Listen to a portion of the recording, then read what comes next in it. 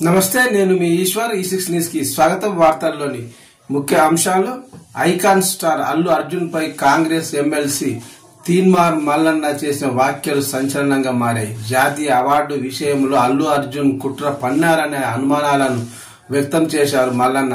Johnny master కేసులో అల్లు అర్జున్ పాత్రపై మల్లన్న పలు ప్రశ్నలను లేవనెత్తారు. తీన్మార్ మల్లన్న మాట్లాడుతూ, తెలుగు ఫిలిం ఇండస్ట్రీలో జాతీయ అవార్డు తానొక్కడికే దక్కాలన్న అల్లు అర్జున్ కుట్ర పన్నారా అని ప్రశ్నించారు.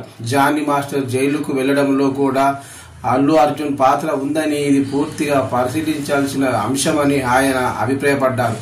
అంతేకాకుండా జానీ మాస్టర్ కు బెయిల్ వచ్చినప్పటికీ ఆయన నేషనల్ అవార్డు వెనక్కి తీసుకోవాలంటూ లేఖ రాయించడం వెనుక కూడా అల్లు అర్జున్ పాత్ర ఉందని ఆరోపించారు. ఈ ఆరోపణలపై అల్లు అర్జున్ సన్నిహిత వర్గాలు ఇంకా స్పందించలేదు. జాతీయ అవార్డు వంటి ప్రతిష్టాత్మక గుర్తింపును ఇలా వివాదంలోకి లాగడం అర్థరహితం అని ఫిలిం ఇండస్ట్రీలోని కొందరు వ్యక్తులు అభిప్రాయపడ్డారు. అల్లు అర్జున్ ఇటీవలే అంతర్జాతీయ అవార్డు గెలుచుకొని అభిమానులను సంబరాల్లో ముంచెత్తిన విషయం తెలిసిందే.